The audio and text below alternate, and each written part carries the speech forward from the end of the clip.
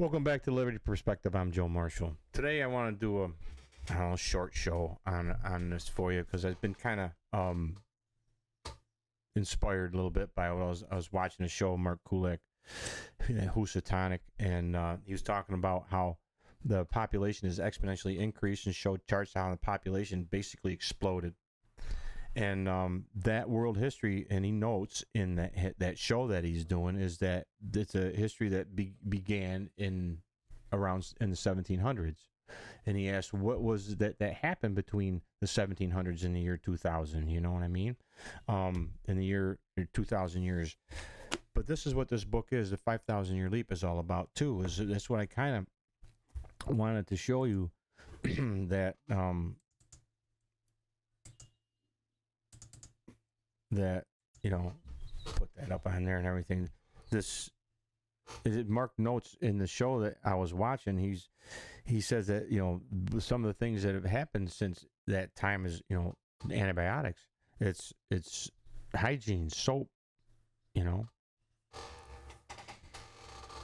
But those medical innovations, what allowed for those medical innovations in private medicine? What allowed for this advancements in society and advancements in our being able to provide for a higher quality of life for the whole of humanity when we just came from a stagnant 5,000 year history.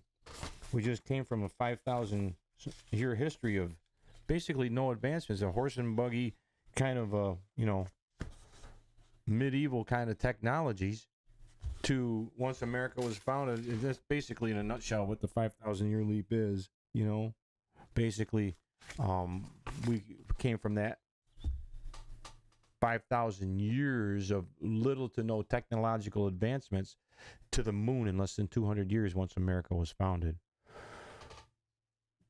What was it in that initiated or allowed for that dramatic change in human history? And it was the first time that a free society had actually been set up in society, the first time that a government was born or instituted by governments are instituted among men. It was the first time that it had happened, driving its just powers from the consent of the governed, that the government was actually a product of the people's liberty versus the collectivism of everything coming from man, you know, or all of our rights coming from government. That's the difference between, you know, our natural law, God's law, naturally derived individual rights and liberty. Our unalienable individual rights and liberty and founding principles are derived from natural law, which this book, this 5,000 year leap, explains. And it goes through the history, you know, it goes through the history of on how, you know, where our founders drew inspiration and who they drew that inspiration from in establishing our founding principles. And we need to know what our founding principles are. If we're going to defend America, the idea of America, our founding principles, a founding republic, our limited constitution, limited form of government, which people like Mahaltra have targeted for destruction and actually called for, you know, the end of. Yeah. Look back in some of my videos, I go through that. Mahaltra's just one of these guys, one of this Trojan horse, part of this Trojan horse medical freedom movement that's been brought into not only the right, they're in power in our government now. You know, Dr. Jonathan Cooey has pointed this out, and I wholeheartedly agree with him. And he's pointing it out on the basis of biology. Stay focused on the biology. That's where he's coming from. But it also matches up. I've been calling out the same people based on the collectivism and the bad science that's coming down through into today, that's being propelled and, you know, pushed forth by the central planners. The central plan is a derivative of the same collectivism. And I'm calling these people out based on the collectivism, and he's calling them out based on biology. And Mark Kulacz part of that same like independent bright web kind of thing too, where he is calling and showing the history of these things that back up this, calling out the players and how they're aligning and working together for a steady and controlled demolition or deconstruction of America. And I'm trying to point it out that deconstruction of America is past, present, and future.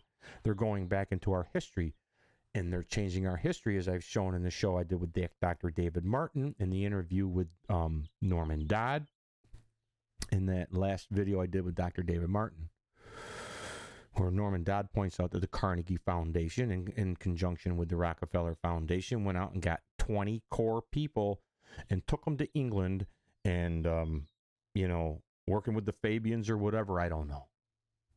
But they brought them to the London School of Economics, which is a full-blown progressive, kind of contrary to the Austrian School of Economics type of thing, I guess. But how can we take control and teach a history according to the collectivist revolution targeting them for destruction? And those 20 people became the core or the nucleus of what came to be known as the American Historical Society or Association. Nuts, right? Crazy, right? And this 5,000-Year Leap is a book that if we read these things, and we can't see how all that history is being altered. It's a hostile assault on our history. Why wouldn't a revolution targeting it all for destruction do that? It's a genius. It's genius move if you're looking at it from their perspective. But we can't defend against it if we don't know what our founding principles are. We can't defend against it. We can't defend against it if we don't know both what our founding principles are and what the fundamental principles of that revolution are and why it's targeting them for destruction.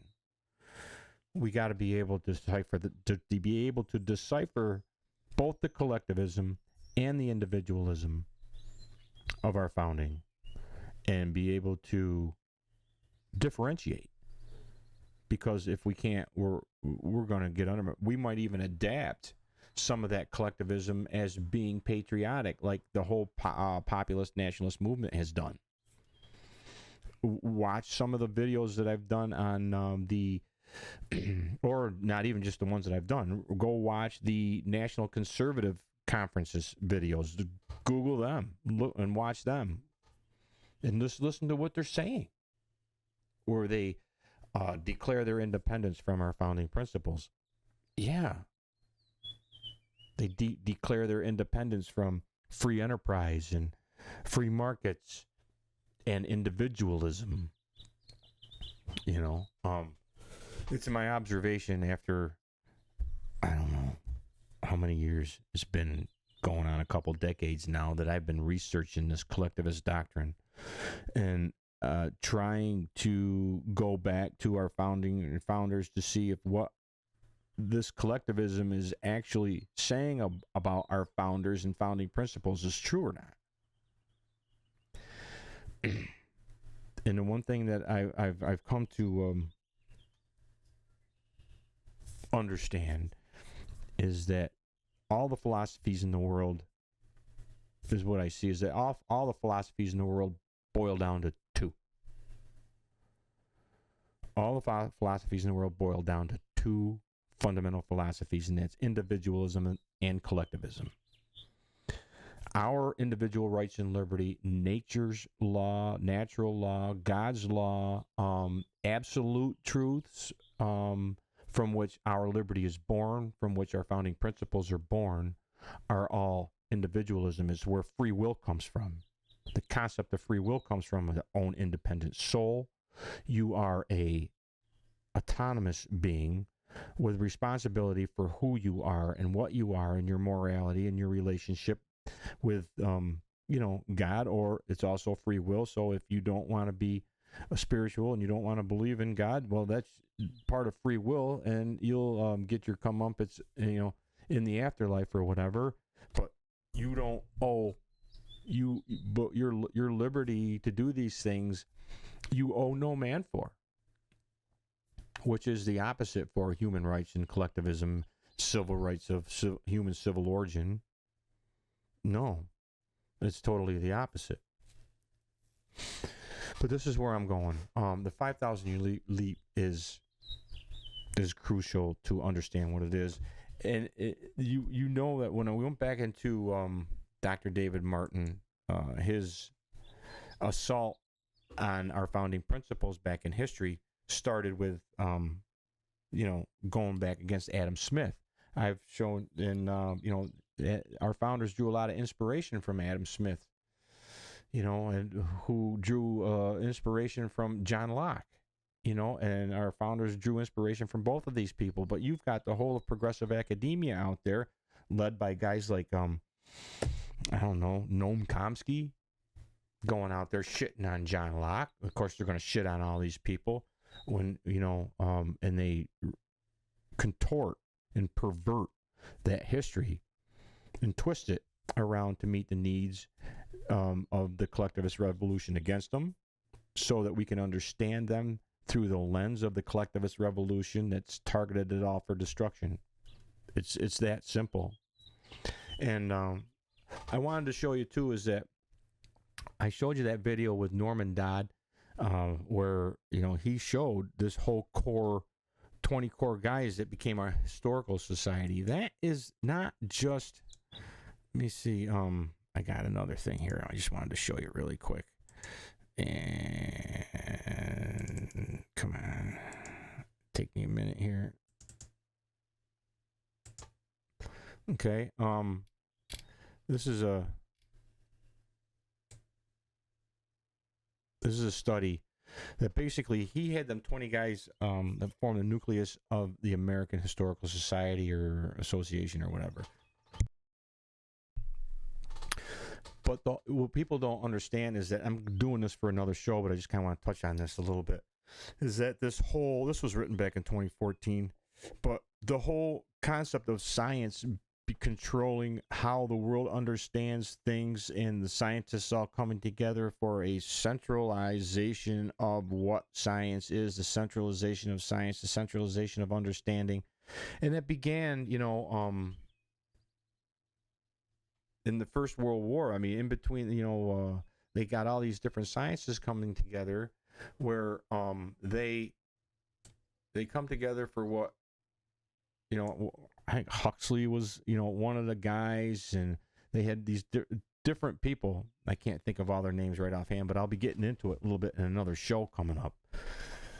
They had what they call this Comtean ideals of science. Okay.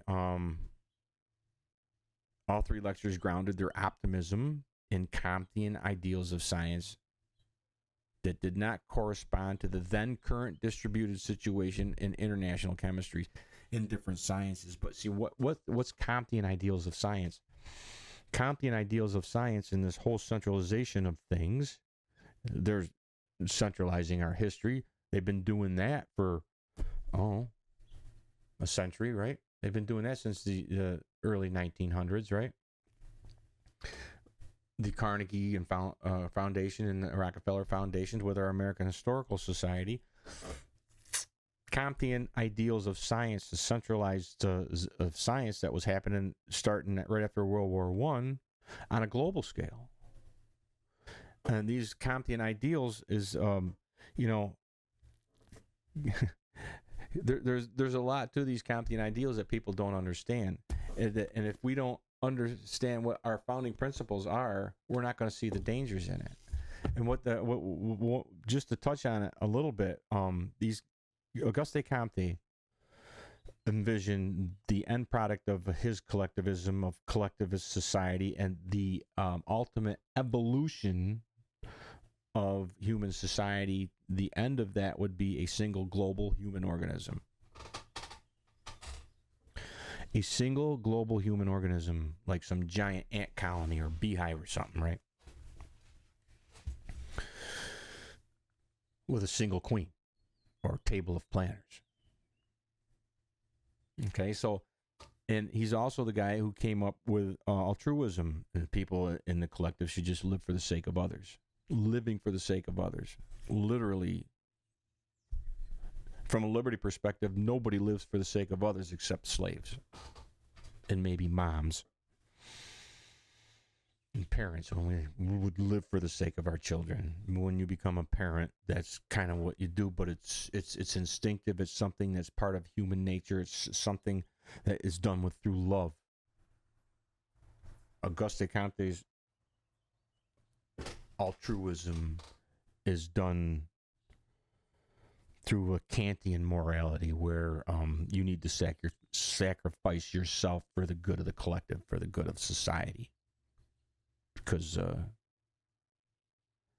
it's just what you need to do. It's the moral thing to do, especially, it's really only moral if you don't want to do it and do it anyway.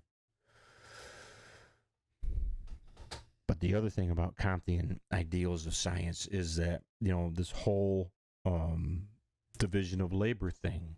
When we were kids, we grew up. What do you want to be when you grow up? We ask our kids, what do you want to be when you grow up? I want to be this or that or the other thing, whatever it is they want to be. Well, the time is coming in Comtean ideals of science where it's based on eugenics. It's all eugenic type stuff where that goes back to Plato's Republic, actually. The whole philosophy of it. The science of might not have been there, but science is precluded by philosophy. Philosophy precludes science.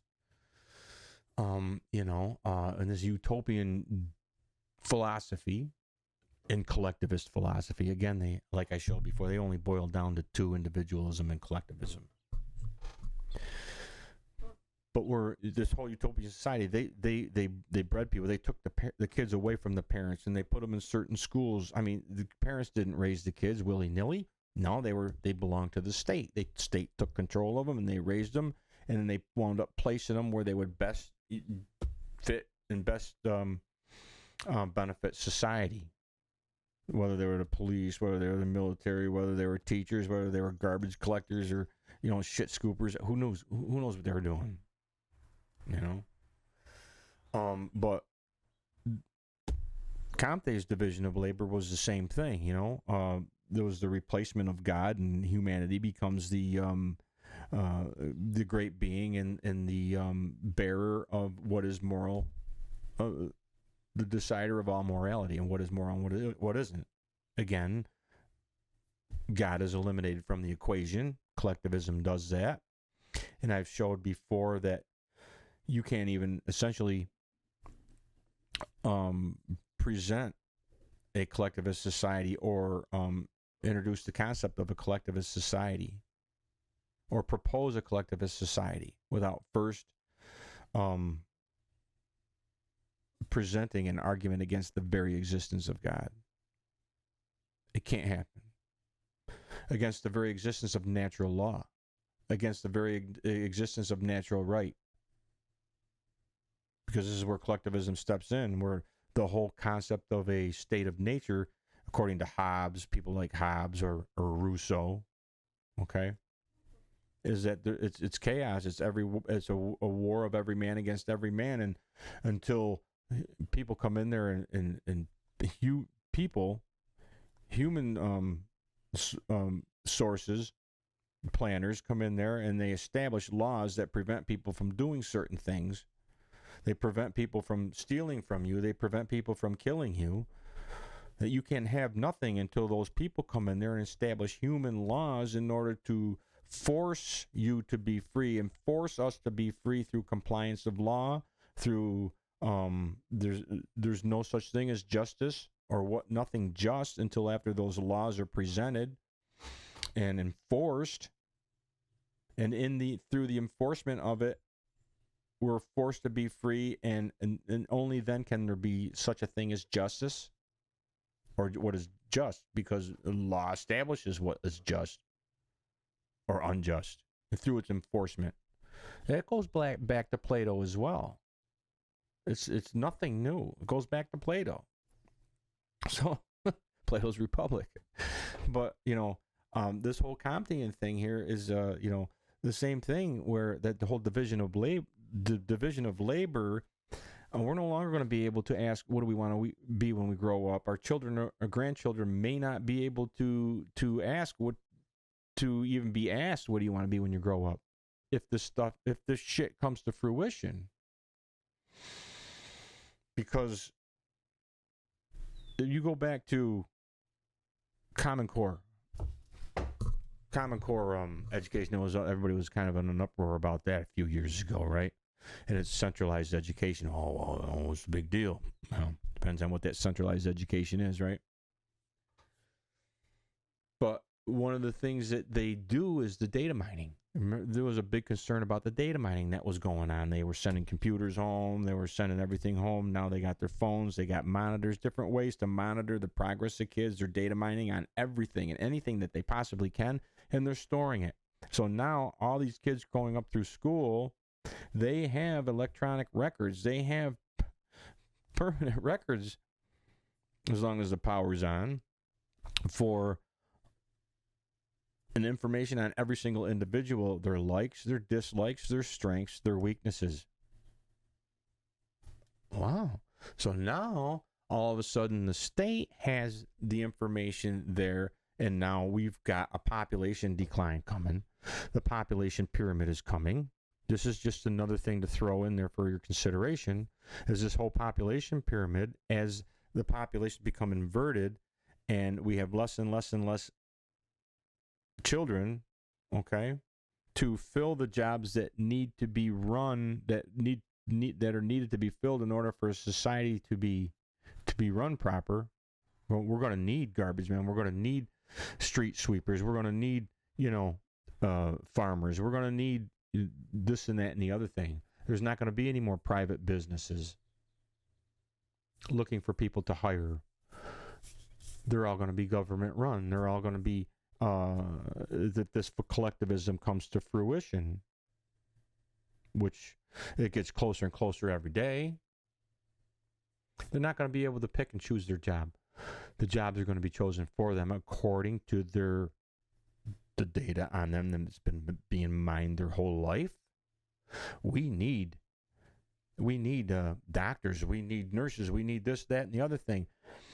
It wasn't too long ago where doctors and nurses that went through med school, doctors, they would go into med school, and then it would be offered to them and say, listen, we'll take some money off we'll pay, the government would come in and say, we'll pay, take off some money off the loans, the money that you owe us for your college loans. If you go and work on an Indian reservation for a couple years or whatever, we'll knock so much off. And you'll get the experience, you'll get to go on there, and we need some people there. But then, they would make that deal, and it's kind of voluntary, where the doctor would basically go out there and earn, I don't know, not much money at all. Something above, minimum wage or some shit like that. And they would work and get the money taken off their college loan and work in these Indian reservations. And that's what those Indian people got. They got right out of school, because nobody wants to go and work on an Indian reservation where they can't pay you. They can't pay you the $200,000 a year, $300,000 a year just to be on an Indian reservation. They're not going to do that, right? Maybe $25, $30 an hour, right? But who knows?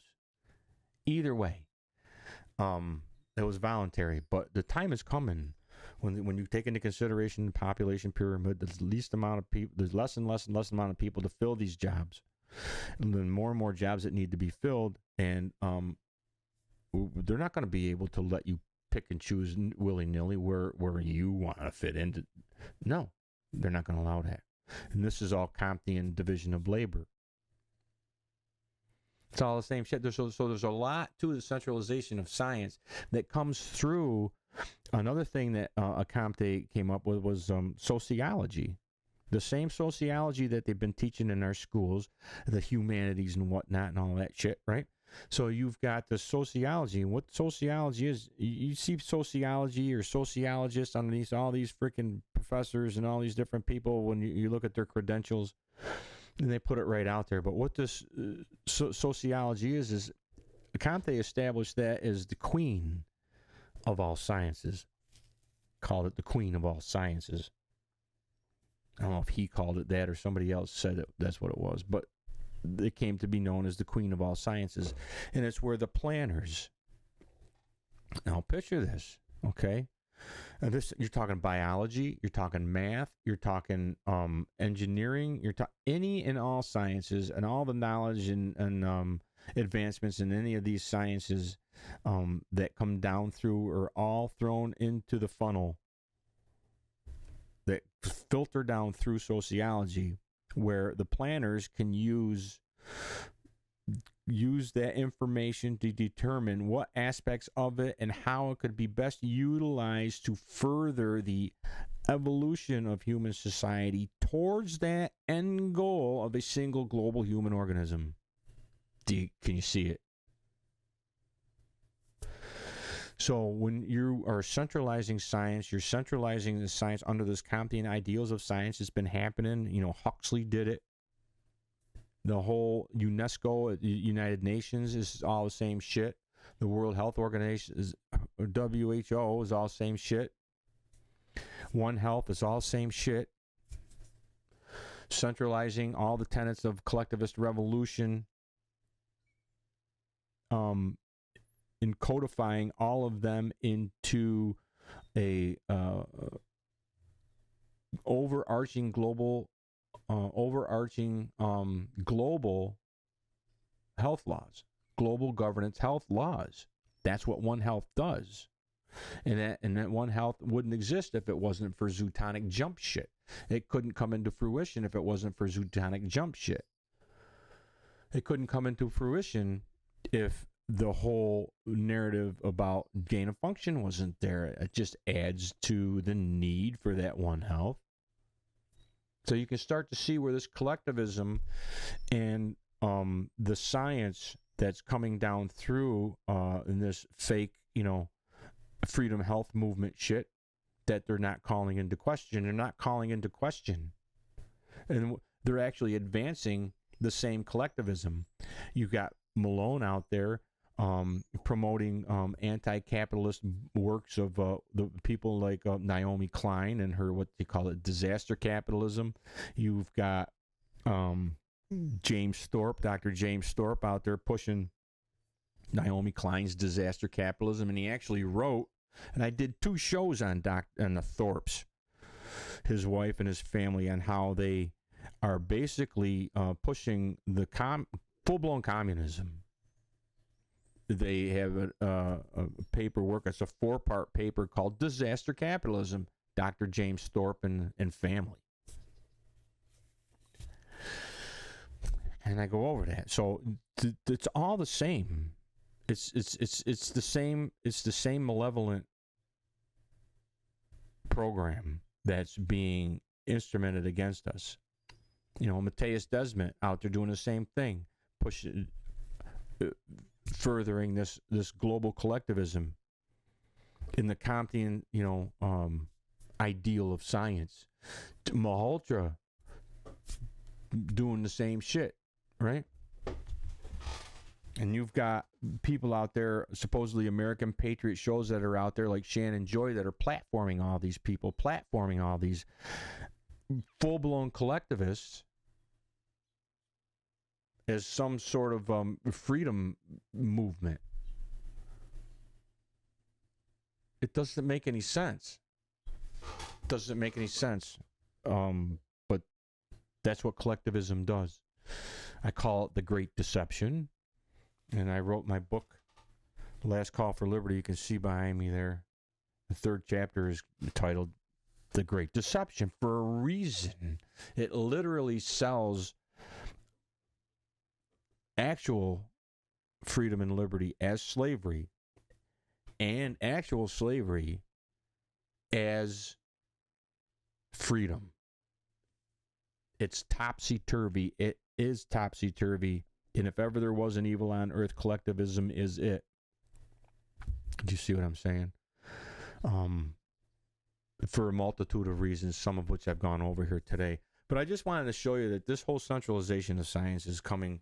It has been coming for a long time and been in the making for a very long time. Let's see what else I got. I wanted to let me see. I've been working on the other thing I wanted to, I got my Bass Pro hat on. I'm not being sponsored by Bass Pro. To the contrary, what I'd like to do is show you something. I just wanted to bring this to your attention.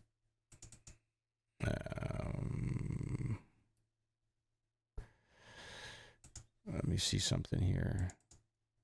There we go. Look at this. Bass Pro is a mega deal. Subsidies. Just another one of these people that are out. The mega deal subsidies, mega deals. I think it was at one point it was over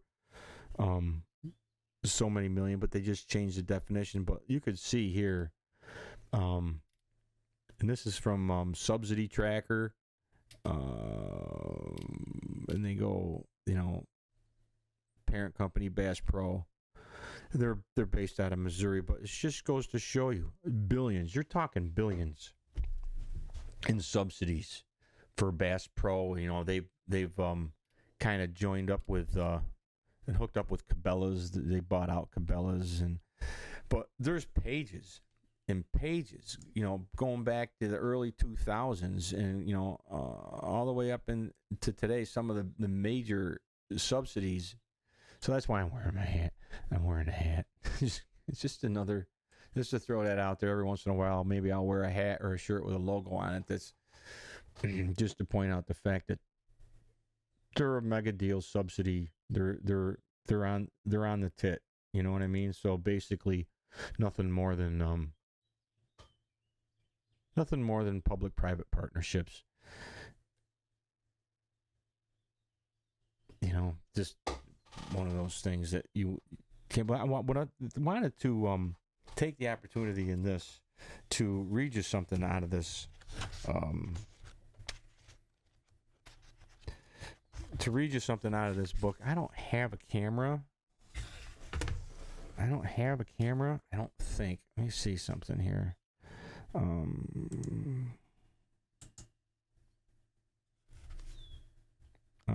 me see.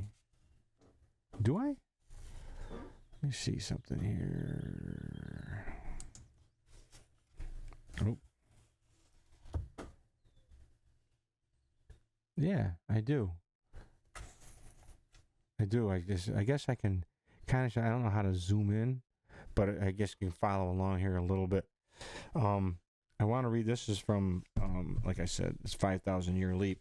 And this kind of touches on what I was getting at for, I don't know if I can't really zoom in, so. But I was touching on those, what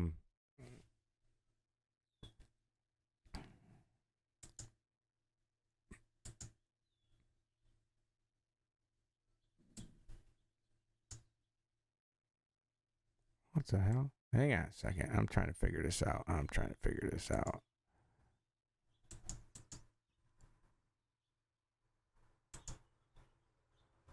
There we are.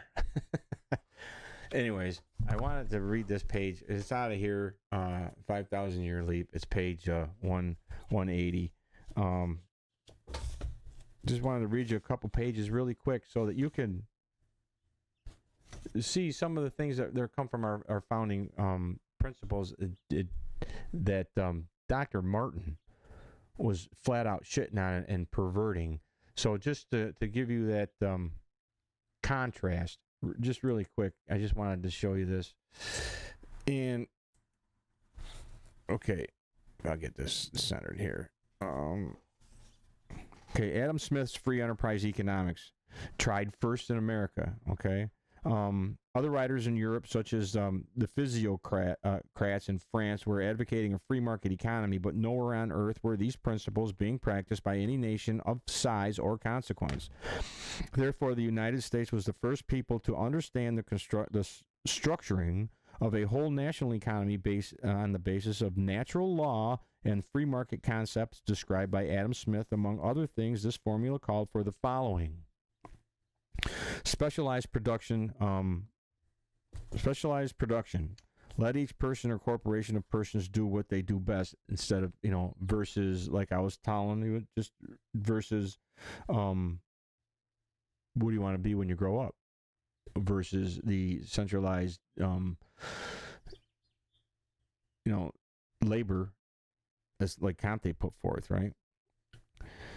Exchange of goods takes place in a free market environment without governmental interference in production, prices, or wages. That's how free markets are established. A free people. They're a free people. Governments are established by a free people. Free markets. What is a free market? Free markets is just a free people. A free market is just a free people voting with their dollars or whatever property they're exchanging obtained by the fruits of their labor, as a fruit of their labor. It's property. So you can't have a free enterprise or a free market without a private property, without a secured right to private property, your property. You have right to your property and your labor, the fruits of your labor. Okay? Only a slave doesn't own his labor or the fruits of his labor because the master owns it. Or in a kingdom, the king owns it. Or in a dictatorship, the dictator owns it. Do you see what I'm saying? So you can't have a free society, you can't have a free exchange of property, owner property desired without a secured right to property. Uncompromised right to property. That's what redistributive wealth, redistributive justice, redistributive rights of human rights compromise that right to property. And they say that, okay, even in the Netherlands, I guess I was watching a show on ABBA.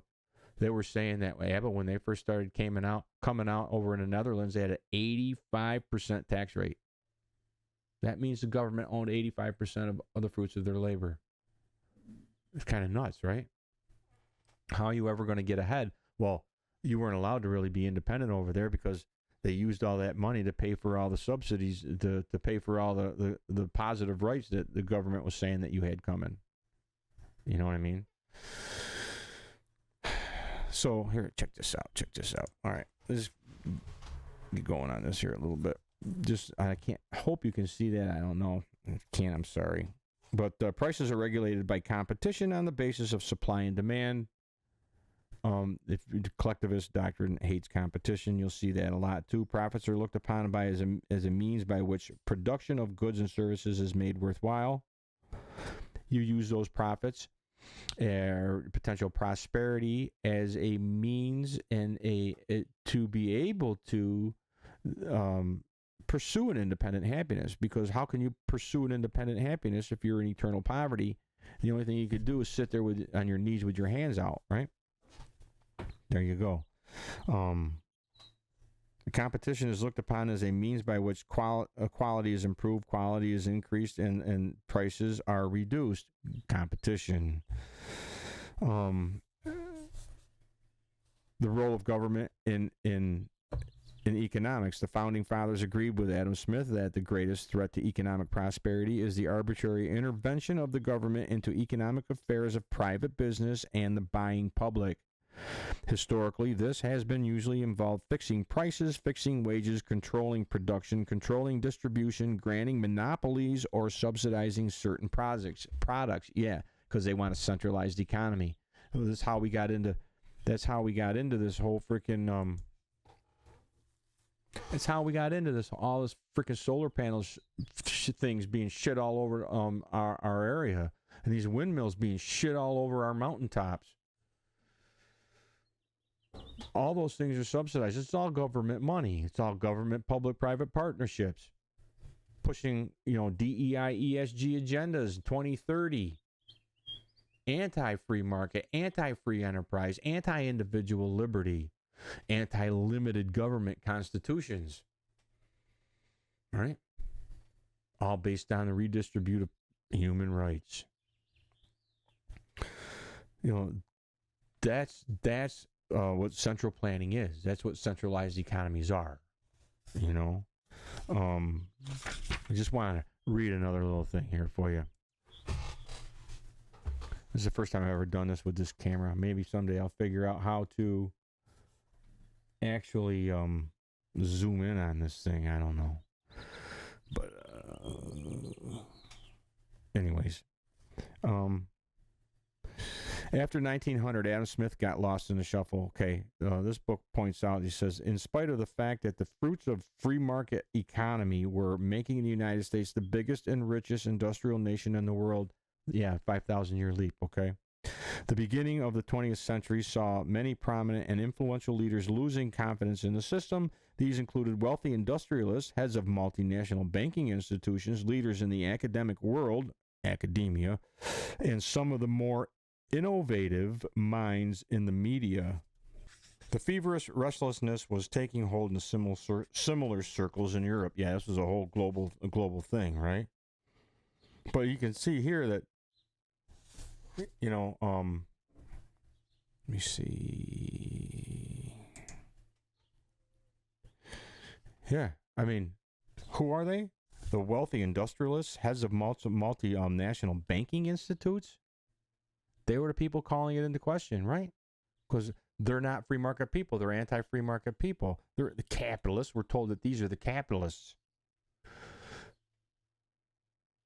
No, these are the fascists, what would be called fascism of public-private partnerships that we're being told are capitalists. You see how the information that we're being told is capitalism is bad?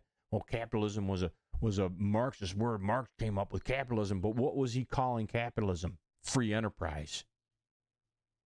Do you see what I'm saying? Fascism and Marxism are the same collectivism. You know what I mean?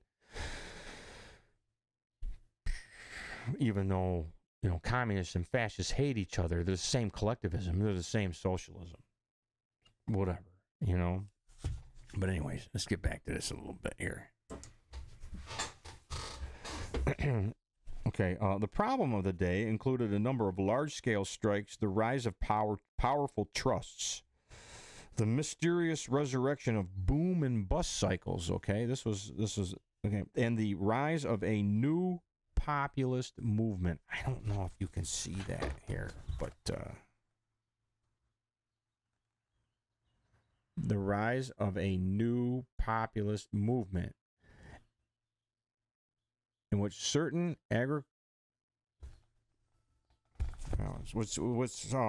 certain agricultural and labor groups were demanding that the government get involved in the redistribution of wealth. These are the people calling for These are the people that were calling for the end of the free market. Okay? These are the people shitting on the free market.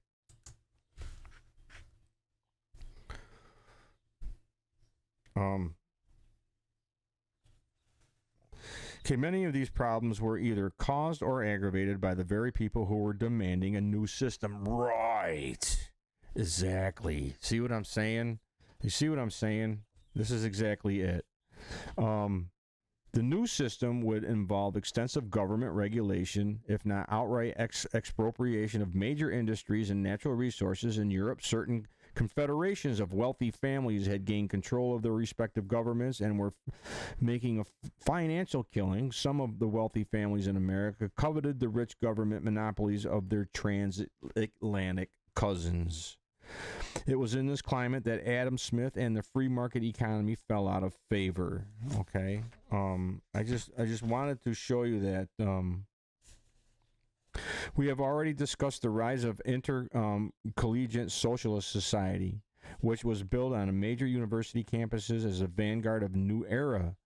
The collectivism, socialism, government ownership of industry, subsidy of the farms, and the whole spectrum of similar ideas were permeating the country when World War I broke out. The greatly accelerated idea of strong centralized government with regulatory power over every aspect of the marketplace. And this is where I'm getting, excuse my hands, I've been doing surgery on my truck. Been redoing the whole brake system on my dump truck. I got a 1-ton dually dump that I've been got the whole back end torn out of it. Had to tear the axles out of it. Redoing the emergency brake. That's what I got to do as soon as I'm done with this. I had to head out there and try to button that up. But anyways, and it's not easy. It's not easy working on that shit by yourself when you don't necessarily have all the right tools to do it. You know what I mean? But hey, you gotta enjoy a challenge every once in a while. But this is just some of the stuff. This is just some of the stuff that's in this book. I mean, Adam Smith is just part of it. They go back to, they explain to you, they have these 28 principles of, they call it the 28 principles, or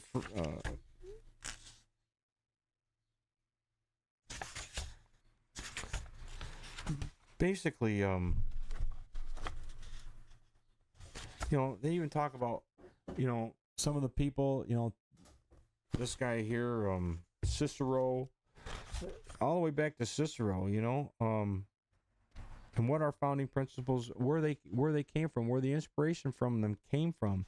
I can't recommend that people read this book more, because America, again, has been targeted for destruction. It's been targeted for destruction by the very people who are out there claiming to be coming to its rescue. This whole medical freedom movement is the Trojan horse of collectivism. And this whole centralized science and everything that I kind of went into a little bit here with this whole Comtean ideals of science,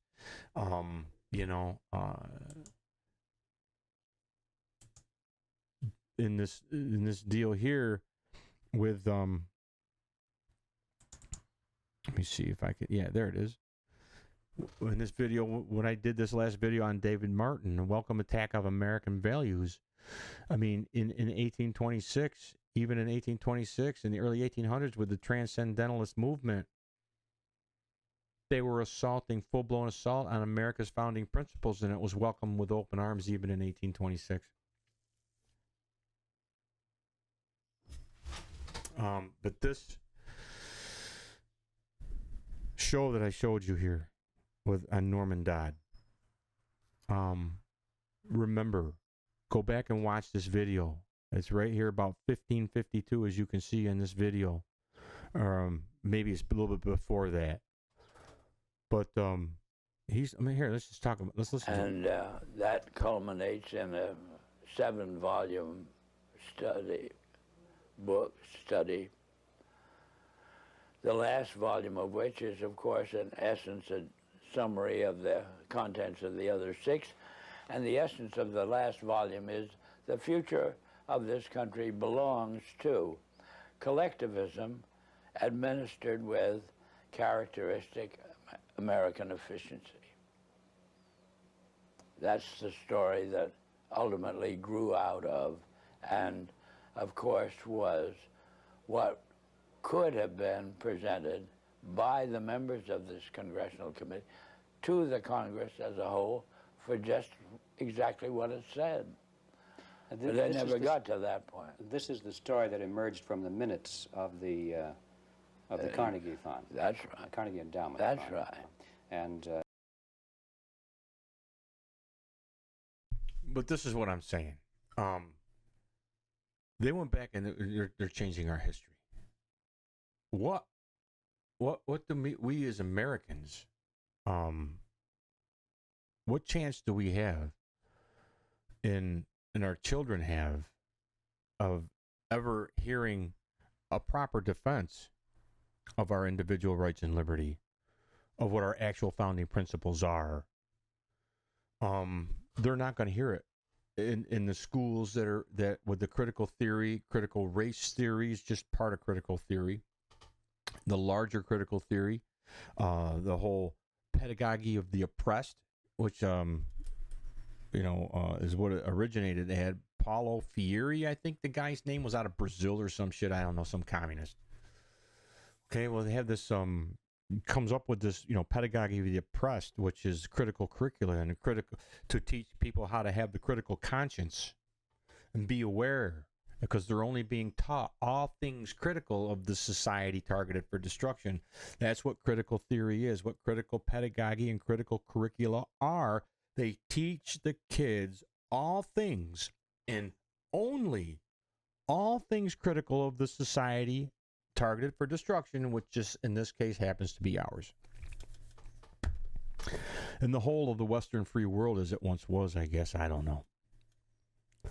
They will, their objective, of course, was a single global human organism, is that any opposition to it, any wayward thinking of as an individual, or any aspects of individualism,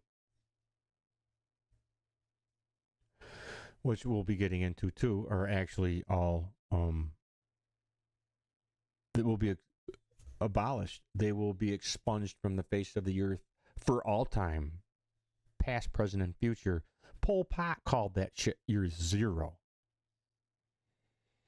Right? ISIS did all that shit over in the Mideast when they came into a town, took it over. They destroyed everything that had any history, tried to get rid of the history. Any history that would be in opposition or oppose or be against or a conflict with what they were saying. Pol Pot did the same shit. You know, he declared it year zero, and anything that existed before that time, nothing matters, and it was all wrong, and everything is now according to what he says now.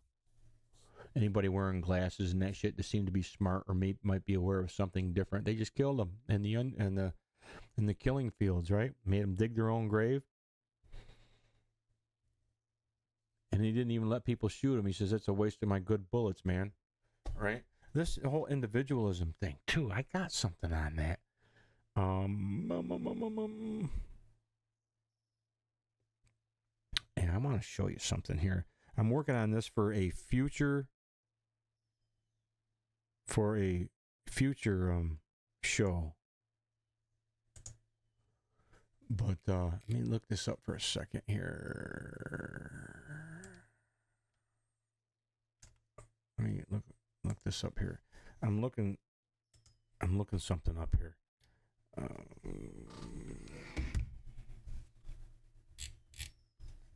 Okay, where am I? I'm doing a show on conspiracies because I know this whole 500-year leap deal. The kind of in a nutshell is we went from this 5,000-year long period of time with little to no advancements. We went from basically that squalor in many cases around the world, okay, to the moon in less than 200 years with the advent of the free society established in America as founded for the first time in human history. And there's a lot of conspiracies and stuff. Well, we never really went to the moon, man. Whether we went to the moon or not is beside the point.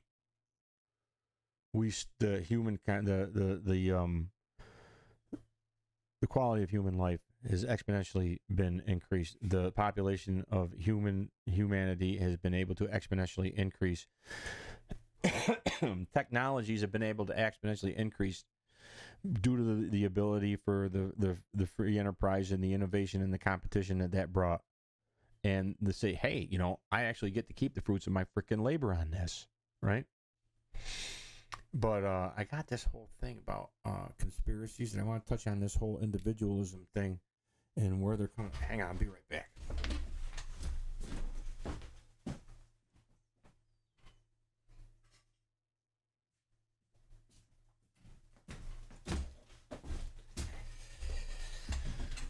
I had to get my glasses. I was getting tired. My eyes are getting tired here. I'm just going to wrap this up here in a minute. There's a lot of the conspiracies stuff that goes on there. I'm going to be looking into this too, but we're in academia and all this collectivized academia with the history of everything being with the centralized science and everything being put through, a centralization of everything, including science and all the sciences, right? Towards the advancement of the evolution of human society, towards that single global human organism. It's all the same. It's all the same thing, man. It's all the same malevolence. And anybody who rejects the science, okay, anybody who rejects the science is a conspiracy theorist. And what they do too is if there's a legitimate science to push it back against the narrative, they're going to roll that legitimate argument in with a bunch of freaking conspiracy theories to make you look like you're just as much of a whack-tard as everybody else that's pushing these conspiracy theories. If you're QAnon or you're any of these other Alex Jones, who would go on an Alex Jones show that wouldn't do it with the intention of being known as a whack-tard, just like everybody else that's chasing these conspiracies around, right? I don't get why would anybody want to go on that show? I mean, literally, you have people from the medical freedom movement and the MAGA and all that shit. They all want to be on a show. I don't know, man. But anyways, you've got this, what are they going after? And just to give you a taste of what's coming up, what I'm going to be getting at on these, chasing these conspiracies around, is you got to look to who's pushing them. You got to look to who's pushing them. And I'm not saying 100% of the time, and I'm not saying that there isn't actual legitimate conspiracies out there. But what I'm saying is that when you start going down these rabbit holes, are they fundamentally anti-American? Are they fundamentally stirring up mistrust of our society, of our government? Are they fundamentally, not that it doesn't deserve to be trusted, not that it deserves to be trusted, I'm just saying, are they sowing more distrust, additional mistrust? Are they fundamentally anti-American? Are they fundamentally anti the free enterprise? Are they fundamentally anti-individual liberty? What are these? Who's pushing these conspiracies? Are they organizations known like the LaRoche cult? Matthew Ert pushing David, Martin pushing the anti-American history, fundamentally changing our history, and he's hooked up with guys like Sasha Stone that are out there, and they're not postmodern just America. They're postmodern all governments in the freaking world, these guys. The Sasha Stones. You got people like, G. Edward Griffin hooked up as a commissioner on this International Tribunal for International Justice or some shit that's tied in with the Humanitad that Dr. David Martin's tied into. That's tied in with Sasha. It was tied in with Jeffrey Sachs. Sorry, what the hell? I don't know. My freaking camera. I gotta take that off. Stop. Freaking tracking. But anyways, it's all tied in together. It's all tied in. Sasha Stone, Humanitad. It's all tied in with Jeffrey Sachs. It's tied in with Jeffrey Sachs and his push for, and him and Sasha Stone's push for the Millennial Development Goals, which became the United Nations, 17 United Nations Sustainable Development Goals, which is all based on human rights. Jeffrey Sachs is the same guy pushing a diffuse proposal. It's all the same malevolent show. It's all the same collectivism. Just trying to point that out. And all these conspiracy theories that are being pushed by a lot of these freaking whack-tards. And you've got freaking people flying to the freaking moon, stopping on freaking dark side of Mars or some shit on the way back, or flying to Mars and going to the moon and dark side of the moon and stopping at Mars on the way. This crazy shit, right? Crazy shit. Sasha Stone, you can check out the videos I did on him. I did 3 of them, or 2 of them. I think I did 2 videos on Sasha Stone and 3 on the LaRoche Pack and Matthew Ert. Check them out, man. I go right into what they go back and change history, and I go back in and I try to go to original documents, and I show you what the original documents are saying and the conflict that's there. Again, this is why this is important. This is important. Crap, knock shit off. But anyways, who are they blaming for these conspiracies in academia? And I got this article here. I just want to show you this.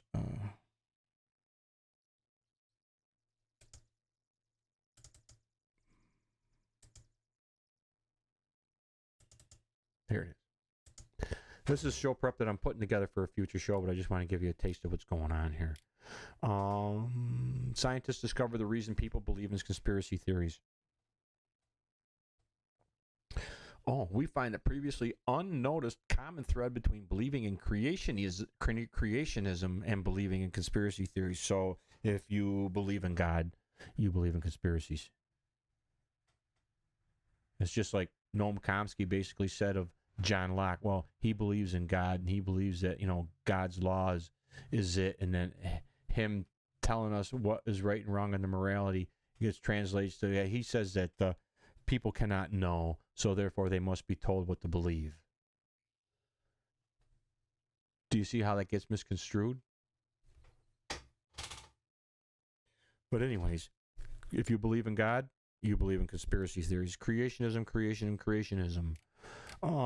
This one, individualism. So, let me see. Our studies show that a pessimistic, all right, individualism explains and believes the conspiracy theories. And it's a pessimistic, it's just an academic freaking semantic. They break individualism down into like 10 different semantics, and then they go after it and they dissect them probably into 10 more each. I have no idea, but that's what the dialectal does. That's what pragmatism does. That's what truth and pragmatism does. It breaks it down into so many different things that you can't really know anything about anything. And in the end, you can never know anything about anything. Really. And if you want to know the end of academia, the ultimate end of an academic freaking education is that you can never really know anything about anything. So just stick to your corner where you've been isolated and siloed and shut the frick up, right? Save yourself the money, man. If you want to know the ultimate in freaking academic education, I just showed it to you. I just told it to you. But anyways, the 10 modes of individualism right here. I kind of go into that right there. But so you get into the idea. Free markets. NASA faked the moon landing, therefore climate science is a hoax. An anatomy of the motivated rejection of science. Again. Okay. But so if you endorse our findings parallel those of previous work and show that the endorsement of free market economies predicted rejection of climate science, endorsement of free markets also predicted the rejection of other established scientific findings, such as the facts of HIV causes AIDS and that smoking causes lung cancer. We additionally show that above and beyond endorsement of free markets, endorsement of a cluster of conspiracy theories, for example, the FBI killed Martin Luther King, predicted rejection of climate science as well as other scientific findings. Our results provide empirical support for previous suggestions that conspiratorial thinking contributes to the rejection of science. I just put on there that the rejection of the cult of global warming scientism, which is a religion itself, right, has nothing to do with the rejection of science and everything to do with the rejection of the loss of liberty implicit to the global governance communism snake oil being advocated as the cure-all. That communism is the cure for everything, right? Communism is the cure for global governance. Communism is the cure for poverty. Global communist global governance is the cure for climate change. It's the cure for pandemics, right? It's the cure for healthcare. There isn't anything that it's not the cure for. Is my point, But anyways, I'm going to be working on this some more. I kind of have little videos and stuff, those drawings in here that show you, you believe consensus science, consensus. You get into here, and then you have acceptance of science, free market ideology, problems resolved, conspiracy, conspiracist. And they have all the connection between all these things. And I noticed that red arrow right there, problem solved. That Dr. David Martin. Let me see if I have here a Hang on a second. Let me see if I have here.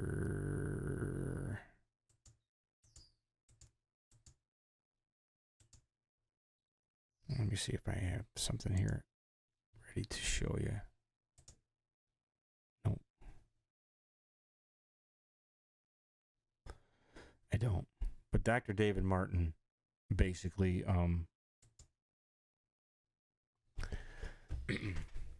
he had that video I did on one of his shows. He talked about being a fulcrum.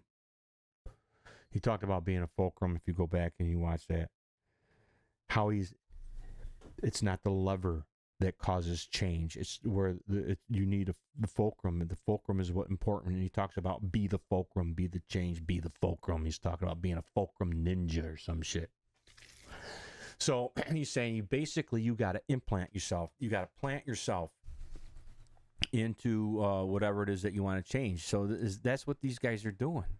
I mean, literally, that's what these guys are doing. If you take a look at it, they've implanted these medical freedom, this Trojan horse, these medical freedom people, all these progressives, all these world global governance people, all these narrative pushers. They say they're pushing back against the global governments, but they're pushing the narrative of the global governance, and they're not calling into question the novel virus. They're not calling into question the science of virology, which they're not calling into question that the fact that these RNA viruses, there's biology out there. Dr. Jonathan Cooey has been putting out on his show at Gigaome Biological that this NRA, there's RNA, sorry, NRA, bullshit too. But the RNA can't frickin' pandemic. It doesn't pandemic. That sequence in the frickin' mud puddle isn't the stuff that they're saying is the virus. That isn't what they've isolated. How do you isolate, whatever the sequence is that's in the mud puddle? You take it back to the lab and you recreate this recombinant DNA, the synthetic DNA that you purify, and then you say, oh, this is what represents it, and you inject it into a freaking a genetically pure knockout mouse or whatever that's genetically designed to be get more sick according to whatever, or more susceptible to whatever you're injecting it with. And then you say that that's what the virology is. You see what I'm saying? Everything that they're doing in these freaking labs, everything that they're doing is everything synthetic. The mouse that they're running the freaking test on is a synthetic mouse. It's designed to be susceptible to whatever the synthetic sequences are, the synthetic DNA is that you're injecting into it. It's nuts. But anyways, it's nuts. And I can't do anything other than to say that they give Dr. Jonathan Cooey's show at Gigaome Biological a watch, man. Just listen to him. Yeah, he's calling some people out. I'm calling the same people out, pretty much. I'm doing it based on their collectivism. I'm showing you the collectivism. He's showing you the biology. And Mark Kulacz is the other guy who's going back at this intellectual bright web thing. Is he's showing the history and how all these different history on all these people. I think we all see the same alien. The independent bright web. I think we see the same alien. I don't think it's a coincidence. And I'm just going to keep doing what I'm doing based on our founding principles, with a defense of our founding principles, because I think that, in the end, if it's for our grandchildren, it's for our great-grandchildren. Are they going to live in a free society? Or aren't they? Are our founding principles going to be preserved, or at least the idea of what our actual founding principles are versus what they're being told they are from the perspective of the revolution targeting them for destruction? From the revolution, the collectivism that's centralizing all the science and centralizing all the narratives that are being put out there is a bullshit biology. Do you see what I'm saying? It's all the same. It's the same malevolent show. I agree, 110%. But this is some of the different things that are kind of what the heck? I don't get this here. Got to keep my Bass Pro hat in there, man, so we keep remember how the mega deal subsidies are coming down through all these freaking. Yeah, I'm a redneck. Yeah, I go out there and I do me some hunting, fishing, gun rights, man, gun rights, and it's all being subsidized by the same government and the same collectivism that's coming after your guns. Just a little something for consideration there. But I've got this book here I've been reading. How do we have? Where is the hope? You know, where is the hope? I mean, you know, oh, that was the other thing I was going to. Where is the hope? But the other thing about that, David, the problem solving. That's what I was getting at when I showed you the red arrow pointing to the problems on that thing here a little while back.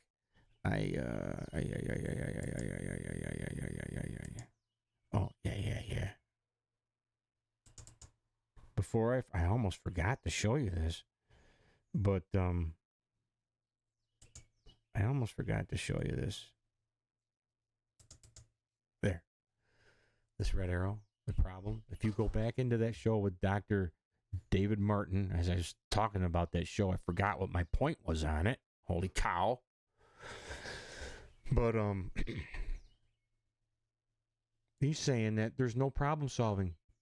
Basically pointing out to the fact that the free market can't solve problems. It's a common denominator throughout progressive collectivist doctrine that the markets don't really solve problems.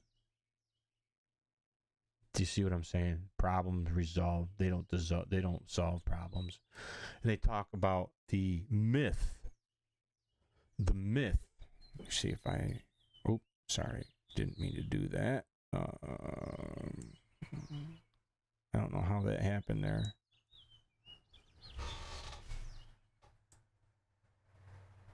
I don't know what the hell I hit. Okay.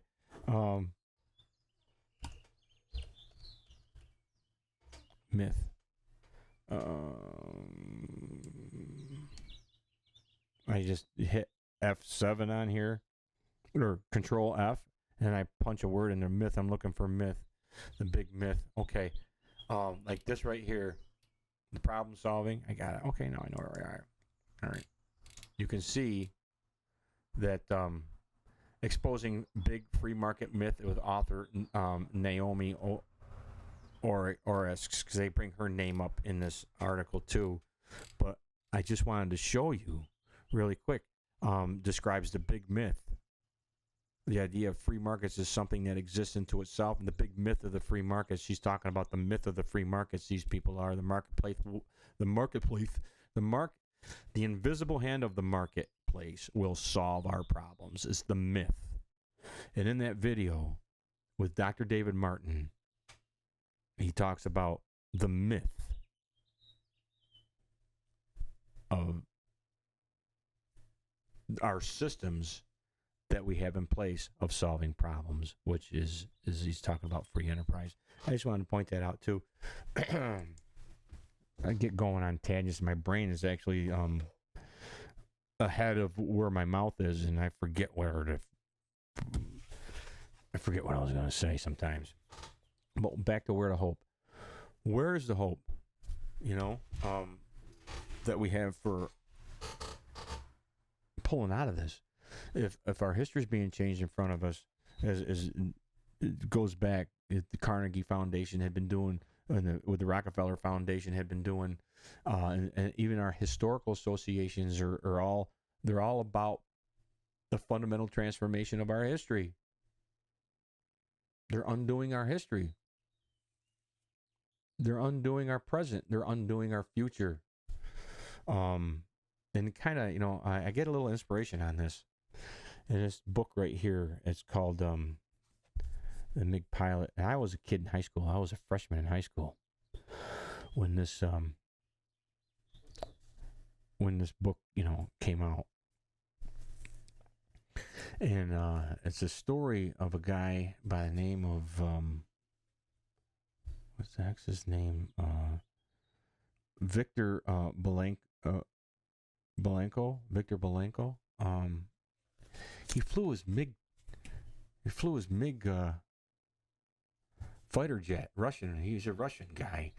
And this is his story, how he flew he defected with a MiG, his MiG fighter to Japan, in 1976. And like I said, I was a freshman in high school. I remember when that happened. But it was a big thing. It was a big deal. And this is his story. And this shows him that he was growing up in communist Russia. He grew up under Stalin, or he remembers when Stalin was leading the country, and the whole thing about the communist man and the proper communist man, and being a communist, the proper communist, and how he heard about people being shit on, America being shit on the radio all the time and everything, and how wonderful everybody had to listen to how wonderful the Russian communists were, and how trash America was.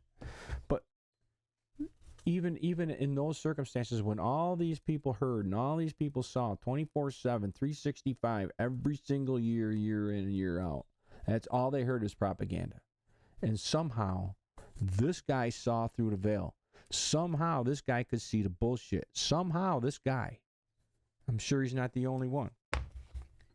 We have the world of information at our fingertips. We have the world at our fingertips through our computers. Yet we've gone down this road to just shy of a full-blown collectivist mindset, where, as Antonio Gramsci said, we reach a point of spontaneous consent. And when they issue orders out of central planning, if you have that collectivist mindset, you will respond to your training. In law enforcement, when I was an officer, we went through training every year. And in military, it's probably the same way. But in all law enforcement, it's probably the same way. And in your training, you're trained and you train and you train and you train. But when the shit hits the fan and everything comes down, you don't think. You just go back to your training. You just go back to your training. That's a thing. So when you have that collectivist mindset and you get a pandemic, shit hits the fan, and you have that collectivist mindset, and they lock society down, and that central planning comes down, the orders come down through that, and Matthias Desmus is out there talking about the psychology of totalitarianism. Everybody thinks that this mass psychosis, what is this mass psychosis thing, Malone out there, what is this mass psychosis thing? It's this mystical thing. Why is everybody just complying? Why is everybody just complying? Oh, there's got to be all this freaking crazy stuff, right? No, it's simple. You respond to your training. You've been trained. We've reached the point, what is that? There's a term. I can't think of a critical, you reach a critical level where you reach that point and you just respond. You go back to your training, and it's spontaneous consent. You got the collectivist mindset. You respond to the centrally planned collectivism with spontaneous consent. That's where we were. Somehow, this guy saw through it. This is kind of where I get a little hope out of this book. And I read this book probably 20 years ago. It was written in, I think, early 80s. I think it was written, and this is an earlier version of it, I think. I don't know. This 1976. 1976. What was it? Yeah, and September 6, 1976, while on a routine training flight, Belenko veered off course and embarked on an incredible escape and an unforgiving betrayal of his nation, and a daring and torturous personal journey of hope and courage. I'm getting a little bit of inspiration out of this, because if this guy can figure it out with access to no other information whatsoever, the truth, he was able to see through the bullshit. I mean, maybe it was divine intervention, maybe it was providence, but there's inspiration in that either way. And that's what I'm pretty much going to leave it there for the show today. I don't know if I accomplished what I was setting out to do, but that 5,000-year leap is important. And it's a start, because our whole history is being undone. And I kind of wanted to show you this too. I mean, this guy Skousen, the guy Cleon Skousen, W. Cleon Skousen, whatever his name is. He, you can see his name there too. He's the guy who's been written and done a lot of work through history. He wrote, was involved with this real Benjamin Franklin. You want to know who the real Benjamin Franklin was? Read this book. At least take it into consideration, because you're going to be hearing a lot of bullshit from people like Matthew Urt and all the LaRochian freaking conspiracy shit going back, and people like Dr. David Martin who are doing the same thing, and it's Sasha Stone. And all this new age freaking, world collectivism, postmodern shit. They're all going back and they're changing who these people are in history. He was involved with this book too, the real Thomas Jefferson. See his name in there, Skousen. I think it's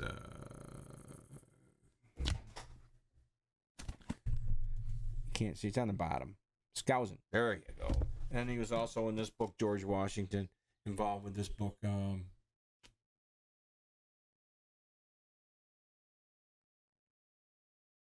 You see it. It's blurry, but you can see it. But anyways, I'm going to leave it off there. I'm going to end it there on a good note. Just try and pay attention to what people are actually saying and what they mean by what they're saying. That we don't hear what they're saying according to our own biases. That we're actually hearing what they're actually saying according to the bias or the purpose of what they're saying actually is. And in that, I hope you got something out of the show today. Again, I'm Joe Marshall. Thanks for stopping by The Liberty Perspective, and I look forward to our next show. Thank you.